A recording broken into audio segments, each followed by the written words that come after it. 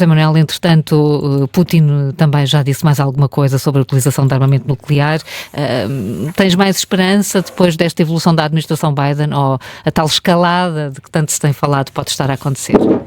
Bem, mais esperança não tenho e não estou certo que a tal escalada esteja a acontecer. Vamos lá ver.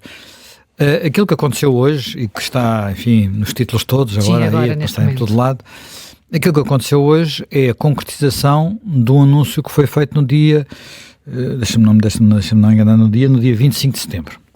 No dia 25 de setembro, que foi o dia em que o Putin reuniu com o Conselho de Segurança da Rússia, ele anunciou mudanças na doutrina nuclear russa.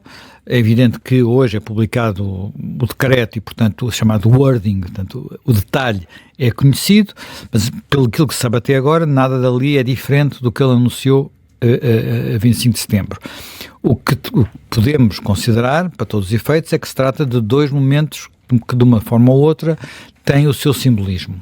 Primeiro, 25 de setembro foi quando Vladimir Zelensky estava nos Estados Unidos, onde tinha ido falar às Nações Unidas e ia encontrar-se, ou já se tinha encontrado, com Joe Biden, e hoje é o 10º dia da guerra, e é 2 dias depois, enfim, o anúncio não é oficial, não há detalhes ainda sobre exatamente o que aquilo significa, mas o anúncio de que os famosos atacamos os mísseis de maior longo alcance que já tinham sido fornecidos à Ucrânia vão poder ser utilizados contra alvos dentro do território russo.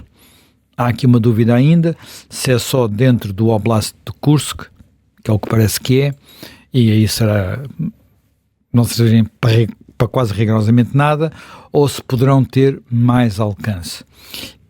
Ora bem, do ponto de vista daquilo que parece ser o jogo neste momento, há muita especulação.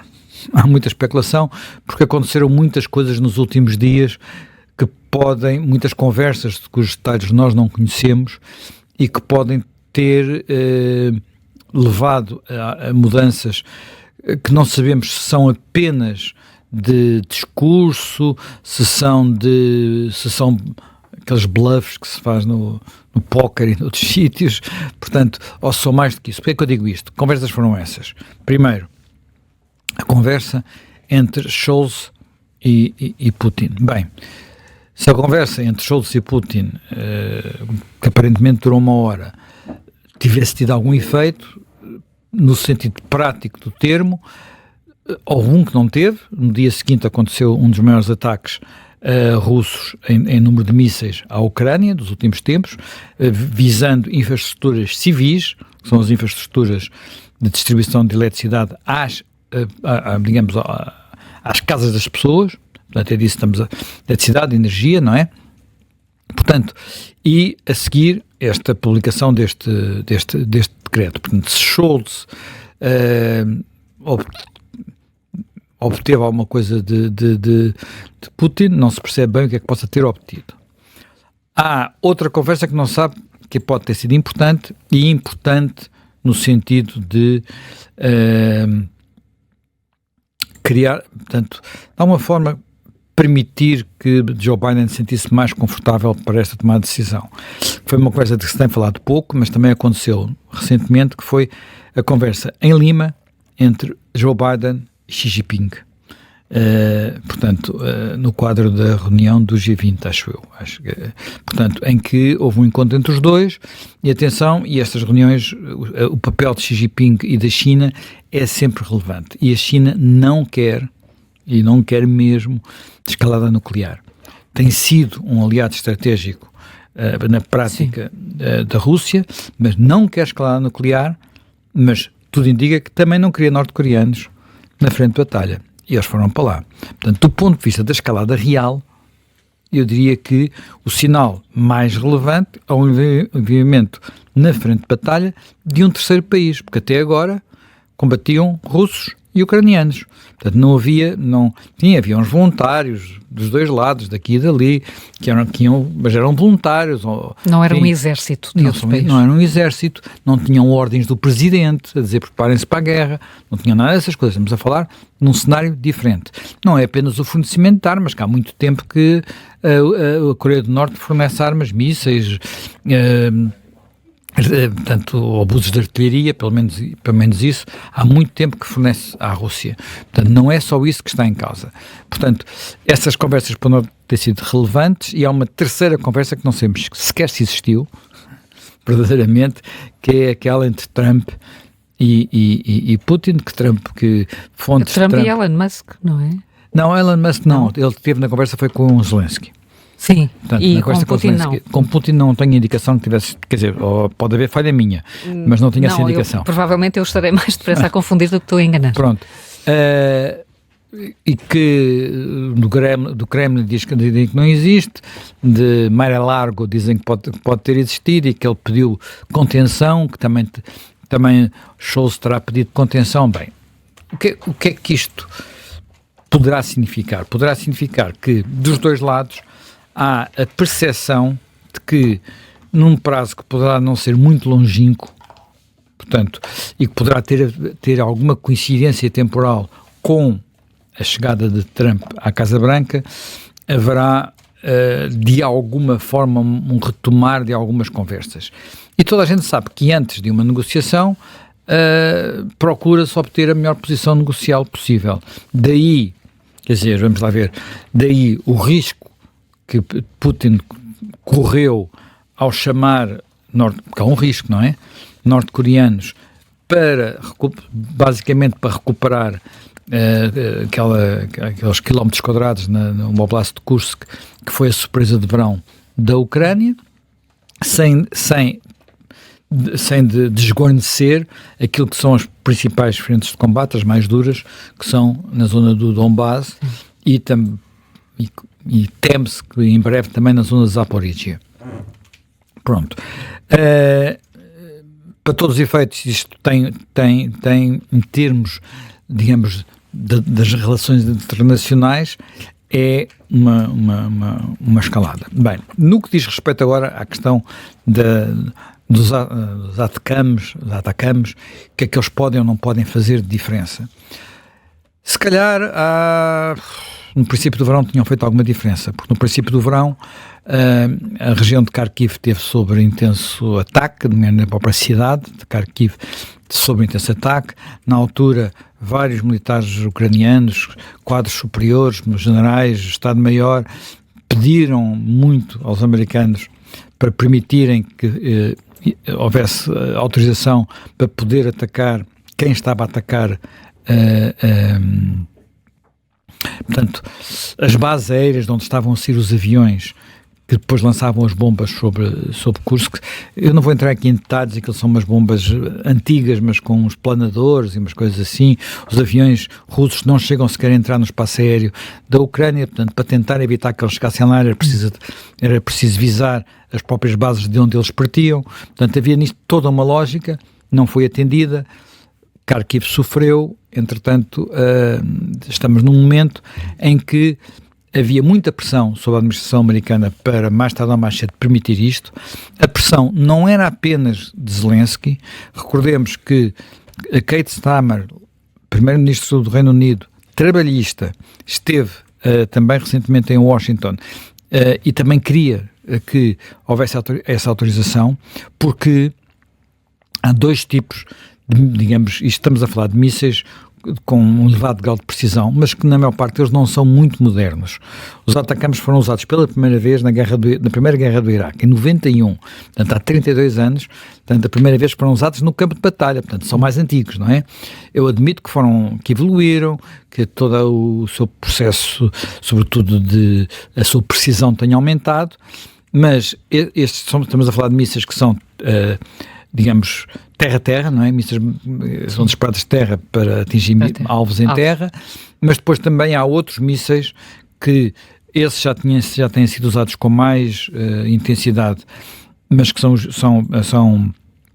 chamados Storm Shadow, que são britânicos, esses são lançados de aviões.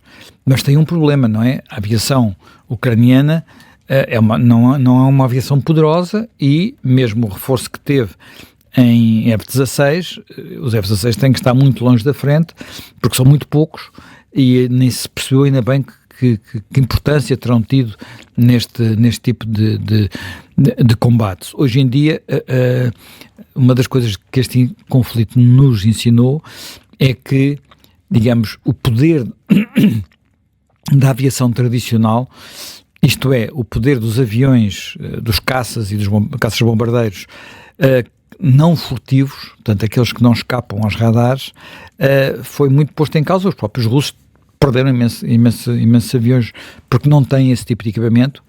Os americanos têm, os chineses estão em vias de ter, mas os russos não têm ainda. Estamos a falar no caso dos americanos, dos famosos F-35, toda a gente agora está a querer comprar, e no caso dos chineses de um aparelho que também se chama 35, não sei porquê, mas que tem outras iniciais.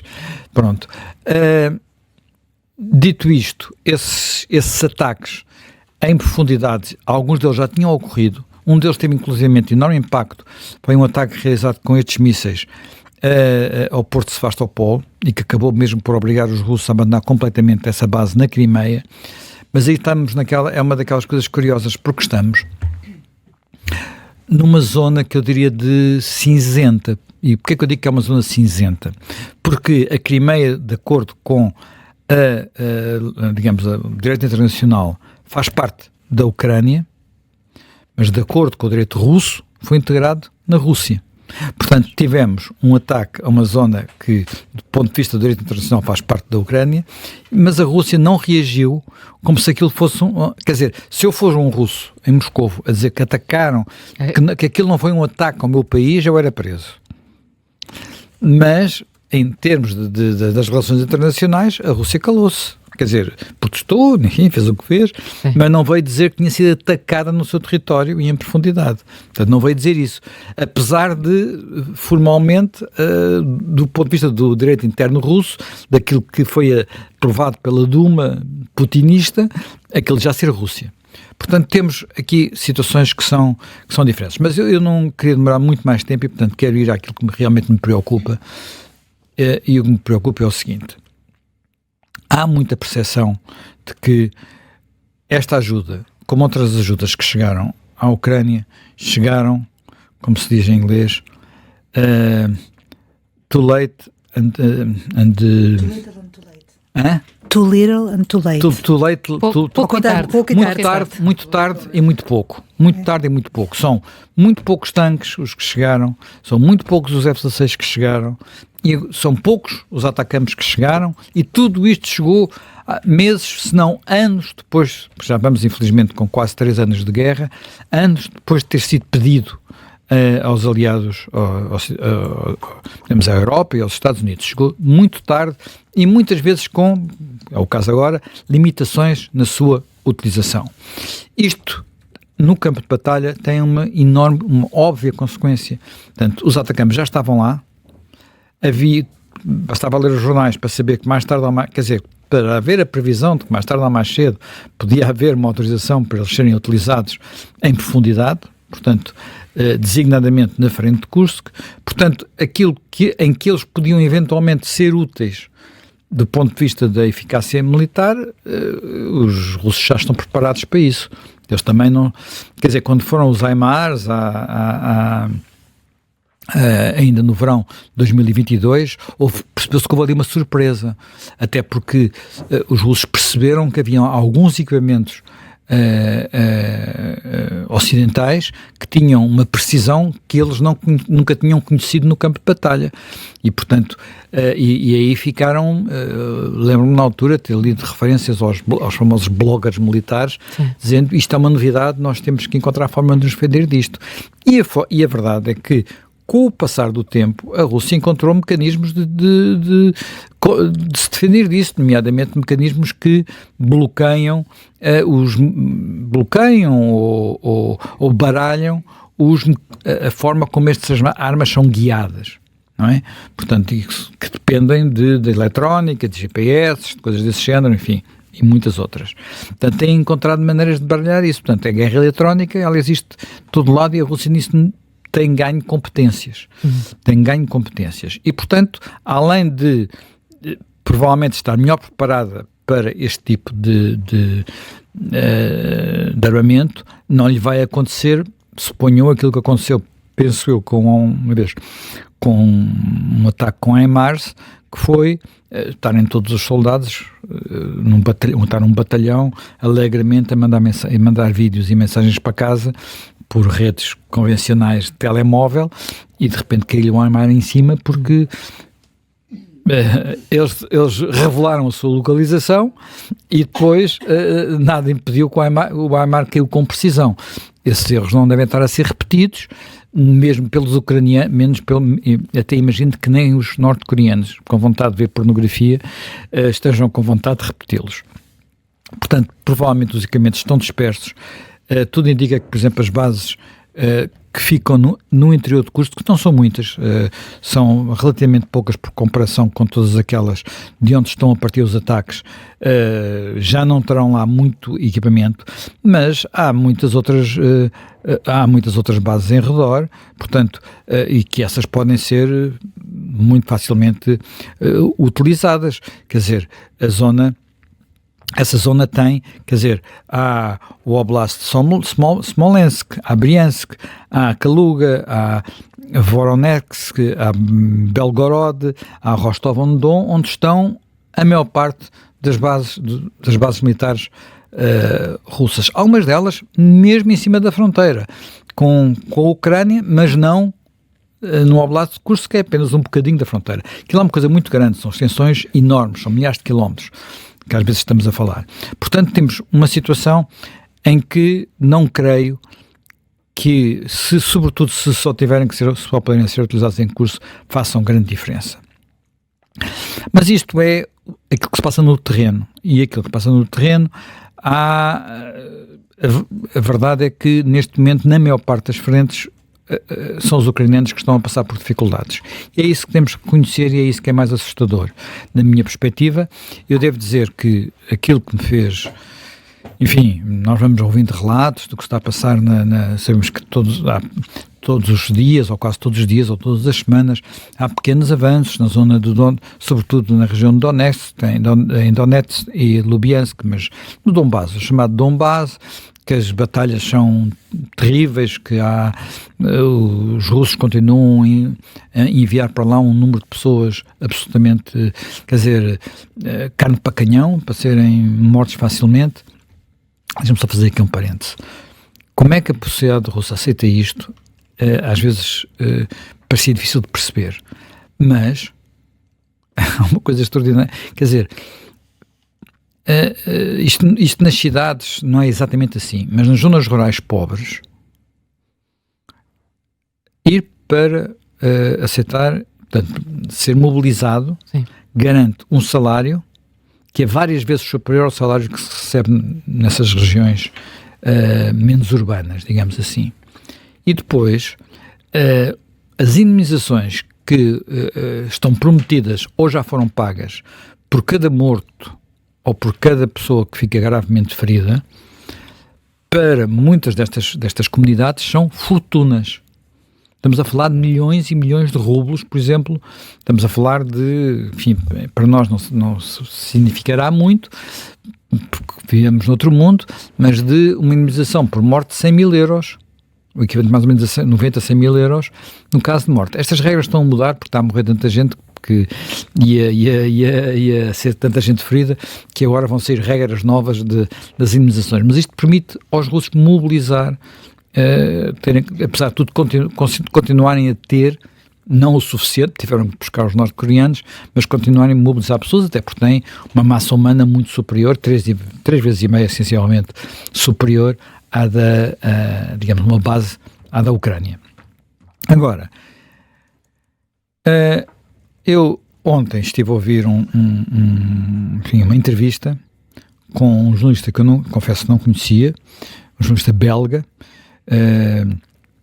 mas neste tabela chamado, não queria me enganar aqui no nome dele, que é um nome esquisito, porque ele é um belga Flamengo, portanto, Arnaud de Decker, é assim, Arnaud de Decker, que tem estado, já teve em vários conflitos, neste momento vive em Kharkiv, portanto está lá há muitos meses, tem estado em todas as frentes de combate e a entrevista deixou-me siderado e muito preocupado. Porquê? Porque ele foi algumas daquelas zonas em que os combates são mais intensos, por exemplo, uma cidade chamada Pokrovsk, que tinha a dimensão de uma outra de que falámos muito, que é Bakhmut, só que do ponto de vista estratégico é mais importante por causa da sua localização, é uma confluência de pontos. Nessa cidade já só restam velhos e pobres que não conseguem sair de lá, portanto tudo o resto já saiu, ainda não está no estado em que ficou Bakhmut, completamente arrasada, mas a descrição parece que nós, naquela região, de cidade em cidade, de aldeia em aldeia, está-se a viver o que se viveu nas descrições que eu li sobre a Batalha de Stalingrado. Portanto, combates casa a casa, rua a rua, destruição completa, portanto, verdadeiramente um cenário apocalíptico.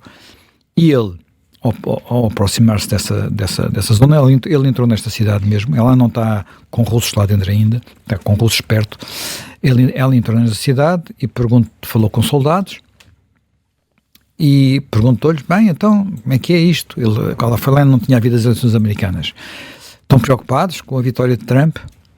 E a resposta, por regra foi, quero lá saber do Trump, quero lá saber do Biden. Eu estou preocupado é que amanhã tenho que voltar para as trincheiras e aquilo é um inferno. Aquilo é um inferno absoluto, e depois ele descreve o inferno. Quer dizer, é um inferno que nós só encontramos descrições parecidas quando lemos descrições sobre a Primeira Guerra Mundial e o que é estar numa trincheira sob bombardeamento permanente. Estamos a falar de zonas que têm milhares, não é centenas, onde caem milhares de obusos por dia.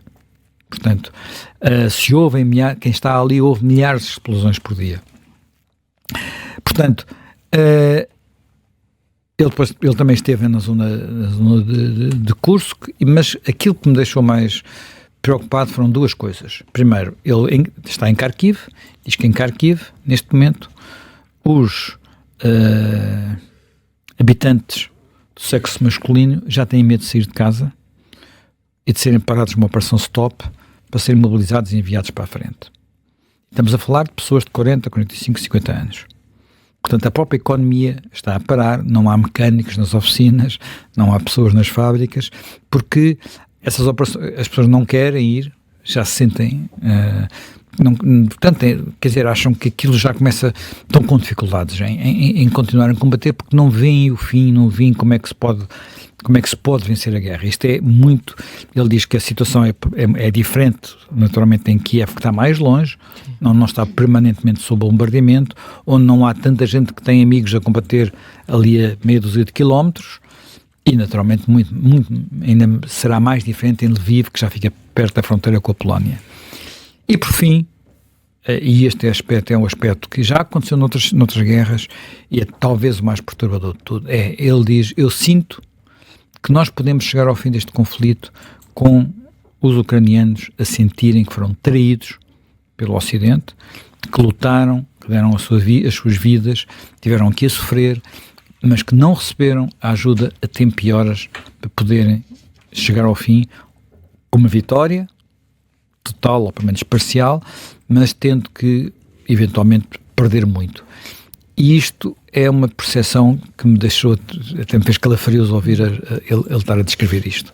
Portanto, e nós temos de ter noção que isto tem muito a ver com a forma como agora podemos depois falar melhor sobre isso, porque é que tanta gente hesitou durante tanto tempo sobre isto, e boa parte disso derivou de Putin, mesmo sendo fraco no terreno, porque esteve muito longe de conseguir o que eram os seus objetivos, conseguiu sempre usar com eficiência a arma do bluff e do bluff nuclear.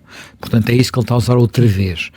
Não creio que seja um sinal de força, não tem a dimensão apocalíptica que aparece aí nas notícias, vendo os detalhes, as mudanças não são assim tantas. Portanto, vendo os detalhes que ele anunciou. Há uma retórica há um bocado de retórica, mas há algumas mudanças. Há ali algumas mudanças, de facto, mas que são mais de detalhe, mas que ele dar esse passo é um passo que, apesar de tudo, não creio que esteja para o dia seguinte, até porque as únicas armas que seriam eficazes no terreno, quer dizer, ou são eficazes se entrar em guerra com o mundo, e a Terceira Guerra Mundial. Agora, no terreno, armas nucleares táticas, tanto que se falou aqui há uns anos, não farão neste momento, penso eu, grande diferença, a não ser para ficar com aquilo ali tudo contaminado e deserto durante muito tempo, e abrir uma caixa de Pandora que eu não sei se ele também tem vontade de abrir. Agora, ele tem tido resultado neste bluff e neste falar grosso. O que me deixa, vou dizer uma coisa que é absolutamente extraordinária, eu tenho encontrado pessoas a dizer que se calhar ele passar a ter pela frente uma outra pessoa que também fala grosso e que começa por dizer eu explodo tudo, em vez de começar por dizer podemos conversar, é capaz de, e que também é imprevisível, estou a falar de Donald Trump, sim, pode levar a colocar esta guerra em termos diferentes. E isso, curiosamente, é uma das coisas que está a ser dita por aqueles soldados que estão ali na linha da frente. Depois há imensa especulação política sobre porque é que o Biden fez isso, se era para barrar o caminho ao Trump, se era para complicar-lhe a vida, se era para ajudar realmente os ucranianos, enfim, não vou entrar por aí. Sim. Acho que aqui o essencial é nós temos chegado demasiado tarde e com demasiado poucos meios a ajudar quem não está a combater apenas pela nossa sociedade, está a combater por um mundo onde, desde a Segunda Guerra Mundial, só por 2 ocasiões houve exércitos de um país que invadiram outro para a conquista territorial.